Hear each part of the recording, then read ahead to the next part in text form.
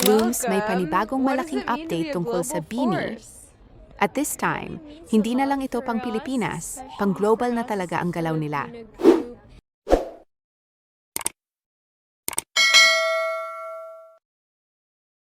Ngayong Abril 29 sa US o Abril 30 dito sa Pilipinas, opisyal nang tatanggap ang BINI ng Global Force Award sa Billboard Women in Music 2026. Isa ito sa pinakamalaking recognition na pwedeng makuha ng isang artist pagdating sa international impact. Para malinaw sa lahat, ang Global Force Award ay ibinibigay sa mga artist na may lumalakas na presensya sa global stage. Ibig sabihin, hindi na lang sila sikat sa sariling bansa. Nakikita na rin sila bilang relevant sa international audience.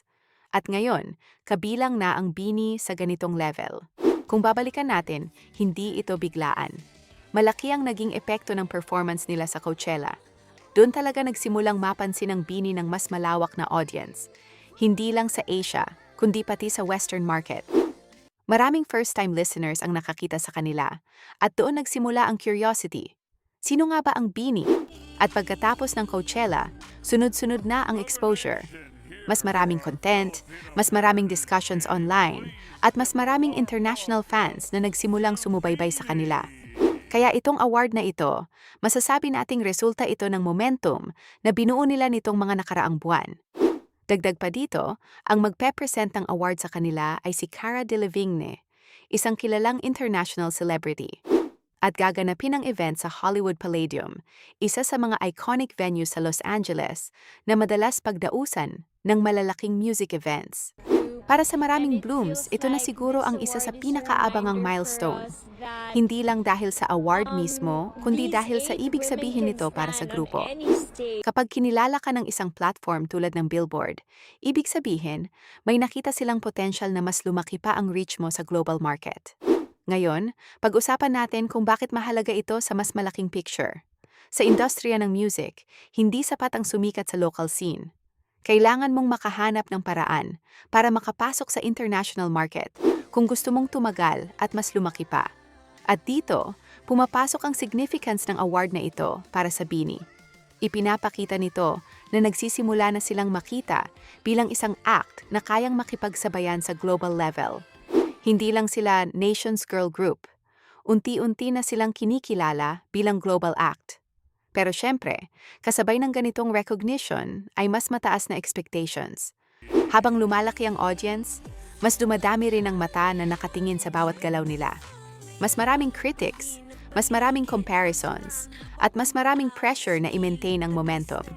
Kaya ang tanong ngayon, ano ang susunod para sa BINI pagkatapos nito? Dahil sa industriya, isang malaking moment ay hindi sapat. Kailangan tuloy-tuloy ang growth. Kailangan masundan ng panibagong projects, panibagong performances, at panibagong achievements.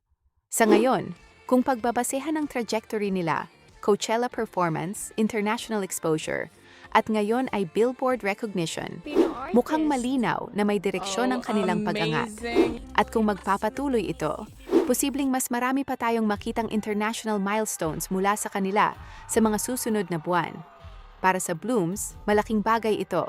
Hindi lang dahil sa success ng grupo, kundi dahil nakikita natin na ang OPM ay unti-unti nang nakaka-penetrate sa global stage. At ang BINI ay isa sa mga nagbubukas ng pintuan para dito. At sa puntong ito, masasabi natin na hindi na lang ito tungkol sa pagiging sikat sa Pilipinas. Ito ay tungkol sa pag-represent ng bansa sa international audience. So para sa quick recap, tatanggap ang BINI ng Global Force Award sa Billboard Women in Music 2026. Gaganapin ito sa Los Angeles sa Hollywood Palladium.